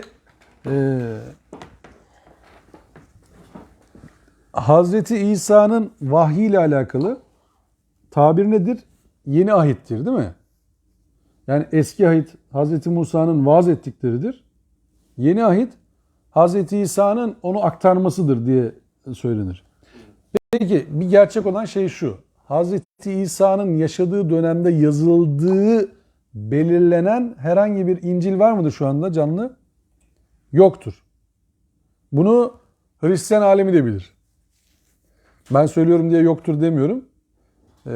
Burada Zafer Duygu'yla selam sonra da yaptığımız çalışmalarda İslam ve Hristiyanlık işte İncil'ler güvenilir metinler midir kitabında ve İsa Paulus diye bir kitabı da var. Bu kitaplarda bunların hepsini anlatır. Oradan delilleriyle bunu görebilirsiniz. Şu anda 4 tane kabul edilen, bizde ama öyle tabii bu. Luka, Matta, Markos ve Yuhanna İncil'leri vardır. Bunların üçü, Luka, Matta ve Markos, Luka'nın yazdığı İncil'in tekrarı gibidir. Yuhanna biraz farklılık gösterir.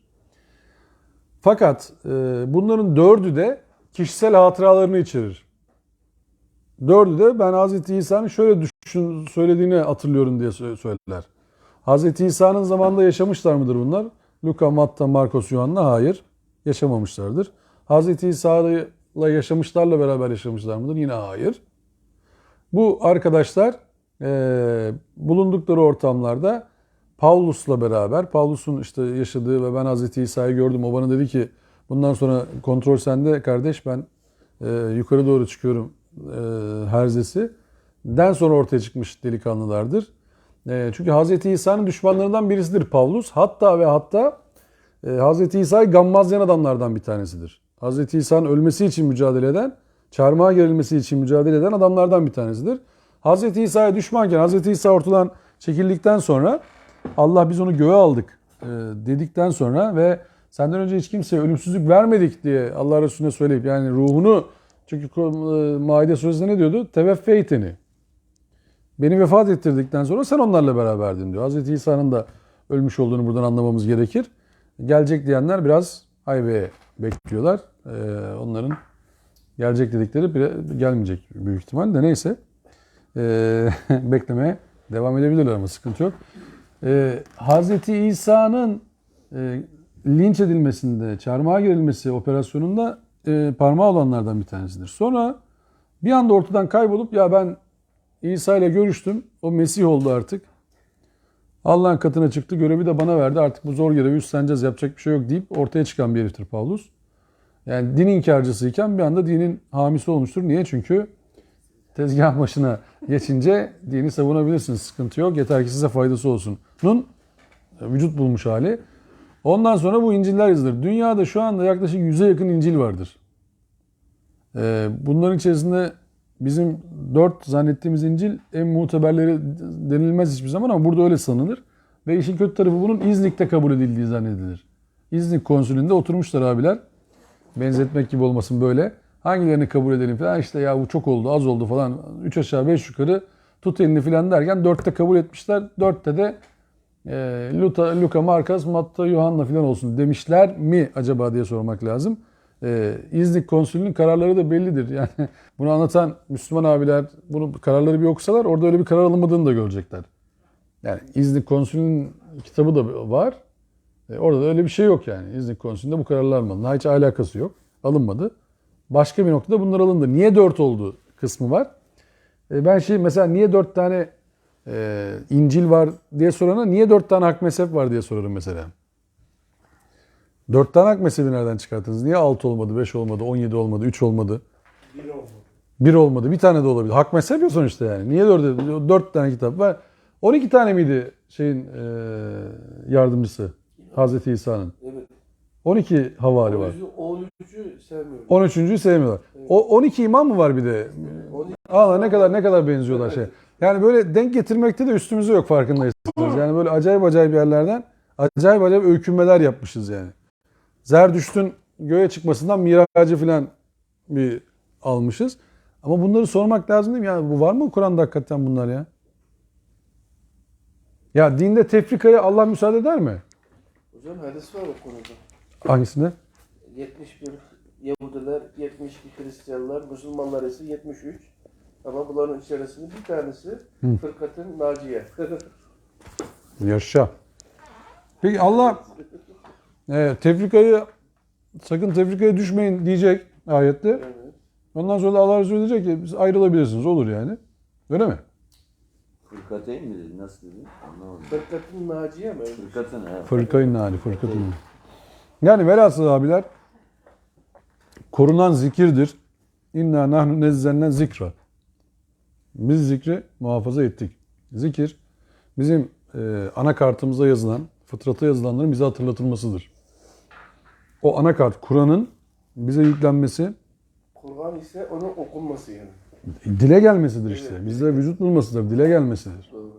Kitap olan kainat, kitap olan biz, kitap olan Kur'an ve bunun dillendirilmesine oluyordur. Ve biz bunları okuduğumuz zaman tamam şimdi anladım dediğimizde o zikir bizde işten bulmuş olur. Evet. Tam öyle oluyor hocam.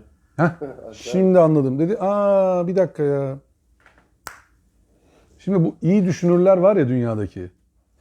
Felsefecileri bilir Muhammed. İyi düşünürler niye bulduk zannediyorlar? Çünkü anakartla karşılaşıyorlar. Ahlak değerler. Etik değerli. Onlar etik diyorlar değil mi ona? Tabii.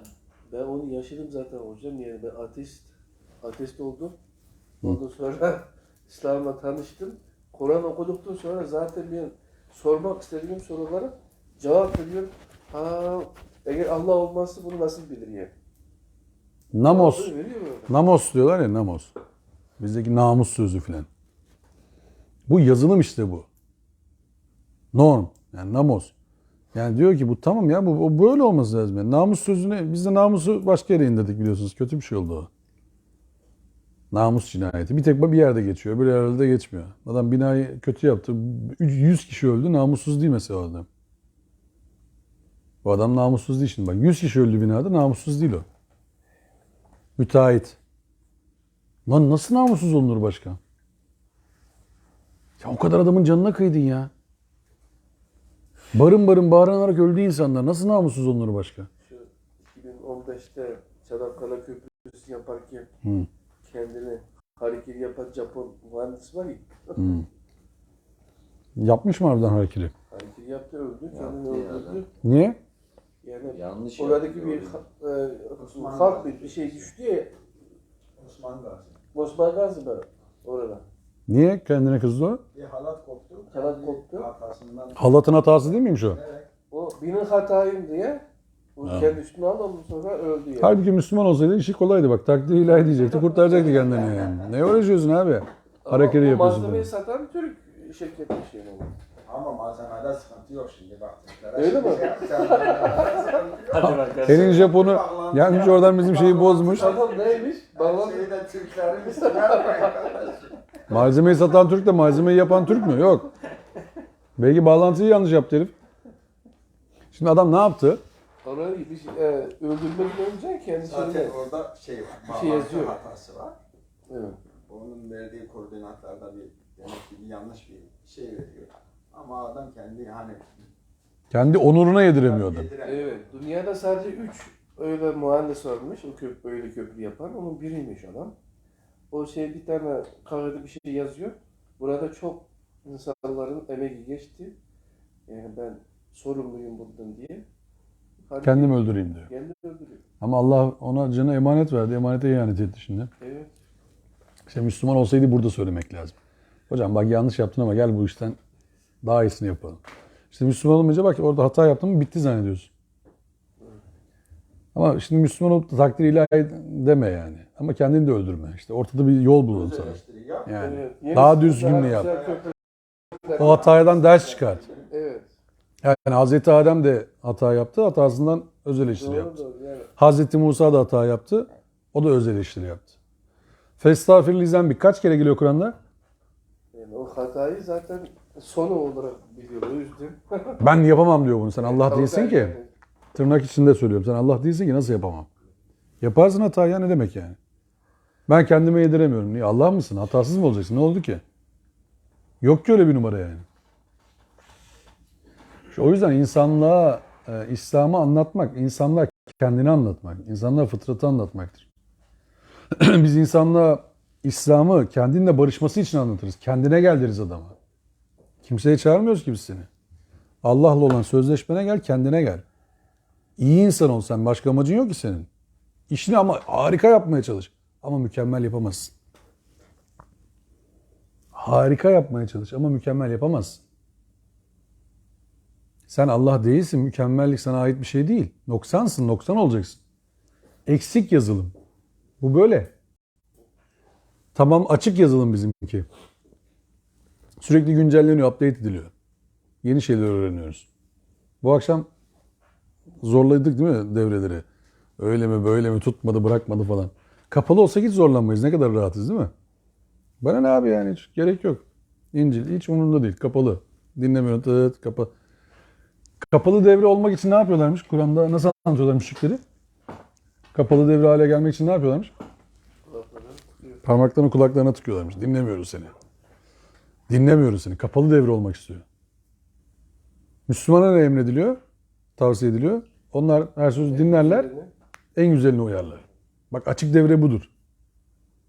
Tamamlanmamış. Açık devre.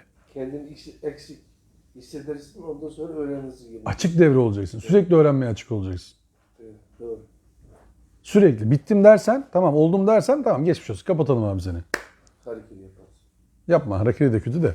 Kapatalım yani. Bir şey öğrenmeye niyetin yok çünkü senin. Bir de seni değiştirmiyor. Ya seni değiştirmeyen şeyi öğrenmiş sayılır mısın? Seni değiştirmiyor. Ne öğrendin ki sen? Bir şey öğrenmedin ki. Değiştirmiyor, hareketini değiştirmiyor, ahlakını değiştirmiyor, ticaretini değiştirmiyor. Duruşunu oturuşunu değiştirmiyor. Ne öğrendin sen? Bir şey öğrenmedin. Çok ders aldın. Hiç ders almamışsın. Hiç ders almamışsın. O Osmaniye'de, Mersin'de, işte Hatay'da, Antakya'da, Adıyaman'da, Adana'da bir daha ev yıkılırsa ders almamışsın hemşerim yani. Ders almamışsın. Ev yıkılmazsa ders almışsın. Japonlar kaç kere öldü o depremlerde? Sayısız. Şimdi ölmüyorlar ama ders aldı işte. Ya bu bizim hatamız abi. Biz bu toprağın insanıyız. Kime kızıyoruz biz kızarken? Kızsak ne olacak bir de? O gitse başkası gel. Fark etmez. Bu bizim insanımız. Hep beraber insanların hatalarına ateş edeceğiz biz. İnsana değil. O yüzden diyorum hareketi yapmasaydı. Hatan bu abicim senin yani. Yanlış hesap yaptın. Seni uyarmadılar falan filan. Gel bunu daha düzgün yapalım. Bir de bilerek yapmamış. Ya bilerek yapar mı? Bilerek yapan adam intihar etmez zaten yani. Yani onun telafisi var. Ama kendini işte Oymuş ne yapsın? O da kendini mükemmel gördüğü Hah. için bu sefer başka tarafa gittik konu, anladın mı? Psikolojinin başka bir alanına girdik. Hatasızlık sendromu. Yok öyle bir şey ya. Hatasızlık, günahsızlık sendromu. Günahsızlık sendromu kime vaat edildi? Hazreti Adem'e bu ağaca niye yaklaşma dedi sana, biliyor musun dedi Allah. Niye? Var ya melek olacaksın, bir de ölümsüz olacaksın. Yapma ya. Otur otur yiyelim hadi filan. Allah senden öyle bir şey istemedi ki. Allah sana günah yetiştirme mi dedi. Ölümsüz ol mu dedi. Öyle bir şey değil ki konu. Melekler hiç günah yapmaz mı hocam? Bilmem. Bilmem. Gaybı taşlayamam. Bilmem. Ama ne biliriz? İşte Allah diyor ki biz aklınızı kullanın. Aklınızı kullanmazsanız Allah başınızın üzerinden pisliği yağdıracak. Ya çok büyük bir afet. Çevrenizde, sağınızda, solunuzda kim varsa, nasıl bir potansiyel varsa emin olun yardımcı olmaya çalışın ya. Yani bu başka türlü aşılacak bir şey değil. Ondan sonra birbirimizi yiyelim. Ama şu dönemde ya bir kutu simit bile gönderecek olsanız gönderin yani, şey yapmayın. Ama bugün biz arkadaşlarla istişare ettik. Benim niyetim bu akşam orada olmak da aslında, bugün yarın. Ama bir işe yaramayacağımızı fark ettik yani gidince. Kalabalıktan başka bir şey yapmayacağız. Hatta bize bakılacak bir yerden sonra. Çünkü biz o şartları bilen insanlar değiliz. Koordine çalışacak. İnşaatta çalışabilecek potansiyelimiz yok. Adam kurtarmayı bilen insanlar değiliz. En fazla bir çorba vereceğiz. Başka da yapacak bir şeyimiz yok. Çünkü bir şey de taşınmıyor şu anda. Molozlar aşağıya atılıyor. Ondan sonra da harfiyat makineleri girecek ortaya. Ben dedim gidenlerin çoğu 2 gün sonra yardıma muhtaç hale gelecek. Yürüdü. Bugün birisi öyle paylaştı. Yani geldiğime çok pişmanım diyor. Yani çünkü diyor ben 1 saat sonra 2 saat sonra depremzede oldum diyor bende. Çünkü hiçbir şey yok diyor burada yani. Ne yemek var, ne yatacak yer var, hiçbir şey yok. Yöreyi de bilmiyor yani, gidecek yeri de yok. Bir yere sığınacak pozisyonu da yok. O yardıma gidenlere de gidin siz şu camide kalın, şu evde kalın da dinlemiyor. Zaten öyle bir imkan olsa önce depremzedeleri yerleştirecekler. Şimdi bu soğukta bir akşam, 2 akşam kalsan, ya öbürlerinin işin ne kadar zor olduğu da buradan ortada. Orada yaşayan insanların. Yani biz şey düşündük işte, mümkün olduğu kadar kira yardımı yapalım. Adamlar bir an evvel çevre illerde bir evlere çıkabilseler, oradan biraz uzaklaşabilseler 5-6 aylığına, otellere, evlere neyse, ona yardım edelim yani. Çünkü çorba gönder, çorba gönder, daha prefabrikler bile yok ortada. Çünkü daha prefabriği nereye koyacağını bile kestiremiyorsun. abi onlar kolay da. Çok zor iş yani. O prefabrik olayı kolay da biz Van'da çünkü Van'da efendimizler.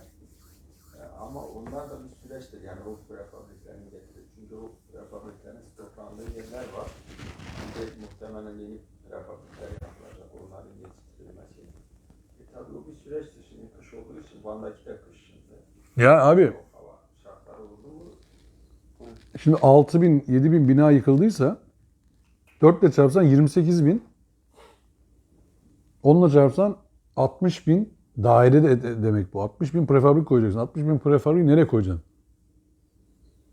Prefabriği koydun bitmedi. Bunun tuvaleti var, suyu var, elektriği var kendine göre. Bunu nasıl yap? Bunların hepsi bir zaman, bir organizasyon. Şehir kurmak yani. Ama şey de var. Başlı başına bir iş. Bunları evlere de yerleştiremezsin. Çünkü zaten Türkiye'de ev stoğu sıfırlanacak kadar az. Yani her tarafta kiralık ev sıkıntısı. İşte problem çok büyük. Yani o hani çevre illerde kira, şimdi zaten çevre iller hepsi sıkıntılı. Çevre iller dediğin Urfa, Diyarbakır, Antep. İşte Elazığ, Tunceli, Kayseri oralara çıkarlarsa diyorum ben belki yani. Biraz daha ileri Sivas'a giderlerse. Belki Batman'a geçerlerse falan. İran depreminde yapmaları lazım. Türkiye genelinde herkes şeyler mesela işte yurtlardır bilmem nelerdir hep açıldı. Bak bugün siparişini verdik mesela Bingöl'e. Belki mesajda karışık gelmiştir size. Bingöl'e 5000 tane ekmek, 2400 tane su siparişi verdik. Niye ekmek siparişini oraya veriyorsun? O Adıyaman, Malatya ve Hatay'da fırınlar dolmuş değil, devlet el koymuş. Devlet alıyor çıkan bütün ekmekleri, devlet dağıtıyor. Malatya'da işte daha yardımın ulaşamadığı, Hatay'da yardımın ulaşamadığı alanlardan talepler var, ekmek talebi. Oraya gitmiyor. AFAD gidemediği için oralara. Yollar yok falan.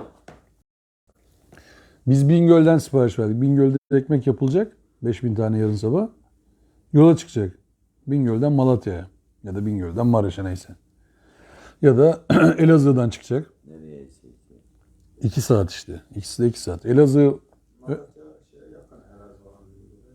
işte tam o 2 saat dedi ikisinden de. Bizim Sebahattin Başkan ikisinin 2 saat dedi hemen hemen. Elazığ'dan da gitsen 2 saat, Bingöl'den de gitsen 2 saat dedi Malatya. Yanlış hatırlamıyorsam. 2 saat olunca hani oradan oraya işte bir nakliye yapılacak. Yani sıcak ekmek yemeyecek ama ekmek yiyecek işte. Ama kaç tane? 5000 tane ekmek konuşuyoruz.